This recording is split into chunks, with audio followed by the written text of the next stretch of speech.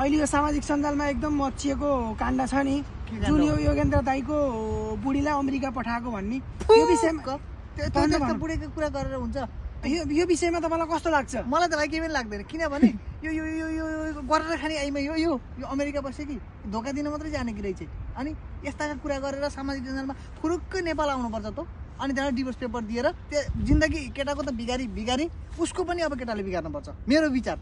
त्यस्ताका कुरा लिएर सामाजिक सञ्जाल भनेका छन्, नाना किसिम गरेर भ्याट केटाले बोलाउने, नेपाल बोलाउने, त्यो केटीको गल्ती हो। उसले चयन गरेर छोड्ने, डिभोर्स गर्दैन, उसले चयन गर्ने, उसले लाखौँ करोडौँ पैसा अमेरिका बसेर केटीले कमाउने, अनि यहाँ चाहिँ त्यो बिचरा त दाइलाई धोका दिने, दुःख दिने, अनि एउटा थप पीडा हुन्छ। त्यो दाइले बुद्धि पुऱ्याएर के गर्नुपर्छ भने अरू केही पनि होइन भाइ, मेरो विचारमा आफ्नो त जिन्दगी बिग्रो उसको पनि बिगारिदिने, उसलाई पनि नेपाल झिकाउने, डिभोर्स दिने।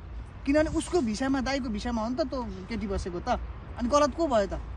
होला नि, दुईवटा कुरामा दुइटैको गलत पनि होला है। अब हामीले त्यहाँ भन्दा भित्रको त हामीले बुझ्ने कुरा त भएन होइन, उनीहरूको आन्तरिक कुरा त थाहा भएन। बाहिर देखाए अनुसारले अब एक त केटाले धोका पाए केटीले पनि धोका पाउनुपर्छ, गल्ती केटीको पनि छ, त्यसलाई नेपाल झिकाएर डिभोर्स दिनुपर्छ। यत्तिकै सजिलै डिभोर्स दिएर नेपालमा बसेर डिभोर्स दिनु चाहिँ हुन्न, किन उसले चयन गर्छ कमाउँछ होइन, उसलाई चाहिँदा भनौँ नचाहिँदा ठाडो गरेर हुन्छ र।